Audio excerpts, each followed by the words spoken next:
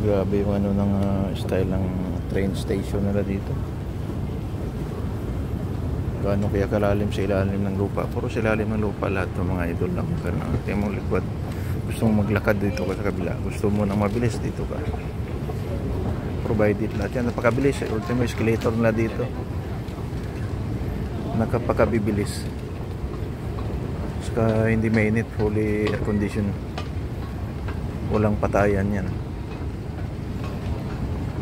Yung lightings maganda. Hindi madilim. So ang nakatira daw dito sa ano, yung mga workers dito ay na mga expat na mga Pilipino ay nasa 155,000 mga idol. Yan. Although merong language gap nga, ay hirap intindihin. Nung una nangapa pa, di alam saan pupunta.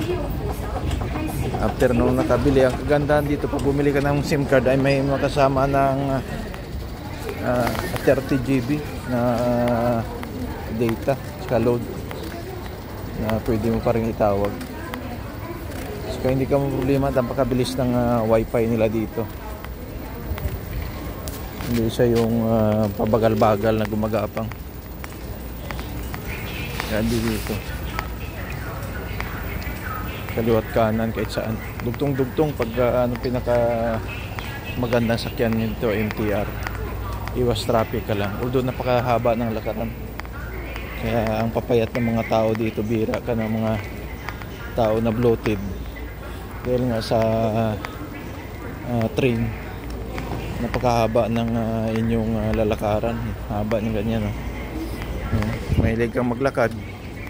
Paglakad ka dito sa gitna, gusto mo magano dito, bilisan.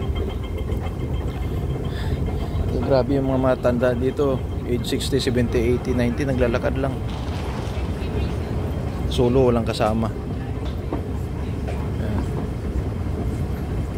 Ayan yung mga yan. So napaka busy yung mga tao dito. Ayan. So napakaraming camera din.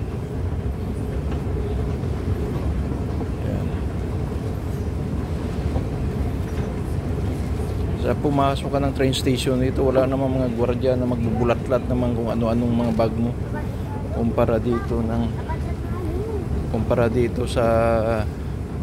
Kumpara sa Pilipinas na kailangan mo kakakalkal ng mga bag, takot yung mga babantay ng mga dito wala. Pansin niya mga ito. So punta kasi tayo ng airport, kaya dito tayo dadaan. Ayan yung mga ano natin mga ito. Ayan. Kailangan mo ng tubig, maraming tubig dito. Tapos bawal nga lang yung mga plastic talaga. Pansin, napakalinis. Although sa kadami ng traffic na araw-araw nandito, pero napapansin nyo yung sahig nila at kalinis.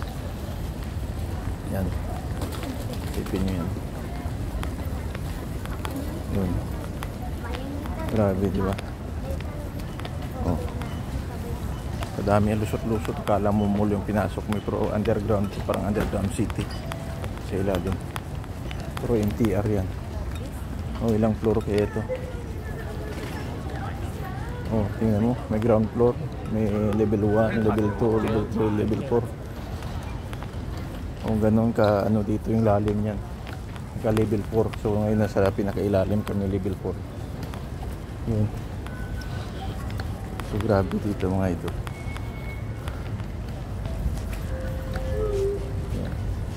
Pakalinis. Kalamul na ito sa ilalim. Pero ano lang to, train station. Okay.